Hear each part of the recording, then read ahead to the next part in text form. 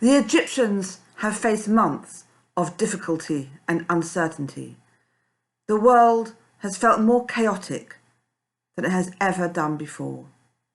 They have already faced the threat of disease and the threat of climate change with dramatic hailstorms. Now locusts cause a food shortage by eating everything in sight. It's impossible to plan. Perhaps a recent outbreak of boils is still causing children to stay home from school. It all feels hopeless.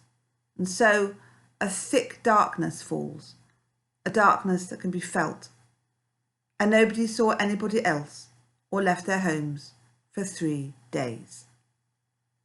The timing of Mental Health Awareness Shabbat on Parshat Bo is inspired by the account of the ninth plague of darkness as a metaphor for depression, but rarely has the account of the Egyptians' plight felt more relevant than this year. We know that the pandemic and lockdowns of last year took a huge toll on mental health, particularly among young people. We are still going through the emergence from lockdown, the adjustment to a new normal, and in many ways, emerging from lockdown is as hard as going into lockdown because we are all emerging at different speeds. Some of us are still shielding. For others, life has gone back to normal. And all of us are, I think, a little traumatised by the experience of living with extreme uncertainty. We can make plans, but we know they might have to be jettisoned if there's a new outbreak. Everything still feels provisional, unsettled. For those of us who already have a tendency to anxiety, these are anxious and difficult times. All mental health services have seen a significant increase in demand, particularly from children and young people. A recent survey by NHS Digital showed that 1 in 6 children in England in 2021 had a probable mental disorder, facing loneliness, problems eating and sleeping, and missing school. The plague of darkness in the Torah was particularly bad because it wasn't isolated. It came after 8 other plagues that wore down people's resilience, creating a climate of fear and disruption that left the Egyptians feeling paralysed. We know that we can't always keep the darkness at bay, even in good times. Sometimes we have to live with depression or other kinds of mental illness, but we can always choose how to respond, how to manage our mental health and the mental health of those around us, how to be kind to each other. These are, however, particularly hard times, and we need to look out for each other even more than ever. In Parshat Bo, we hear that the Israelites, by contrast with the Egyptians, had light in their homes. They weren't stuck in suffocating darkness. What might that light look like for us?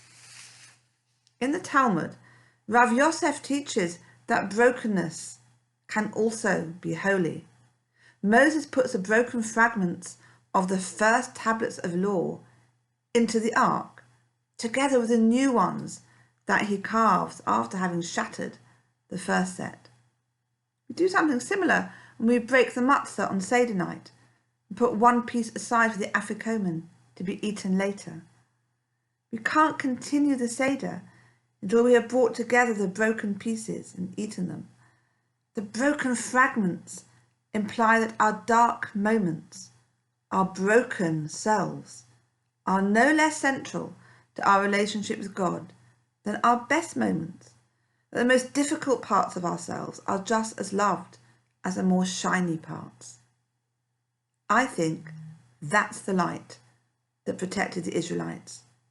It's about accepting and acknowledging that we are all a little broken, that we can allow light through the cracks. The challenge of any relationship, whether it's with another person, with God, or with ourselves, is to acknowledge that every part of ourselves is central to that relationship, including our depression, our anxiety, our challenges around mental health. That's the first step in moving away from the darkness and into the light. We are all human Therefore, we are not perfect, and we are complete in that imperfection. The broken fragments are put into the ark, and the Zohar, the foundational text of Jewish mysticism, teaches that the ark is a symbol for the human heart. That a person's heart must be a little broken if it is going to serve as a home for the Shekhinah, that part of God that lives within us. Because, the Zohar says, the Shekhinah only dwells within broken vessels. We have all been through a very tough couple of years. For those of us who already have mental health issues, it's been particularly difficult. But our task as Jews is to nurture the light within us by acknowledging that we are all vulnerable. We're all finding this hard, and we all need each other. And that is how we'll get out of the thick darkness and into the light. Shabbat Shalom.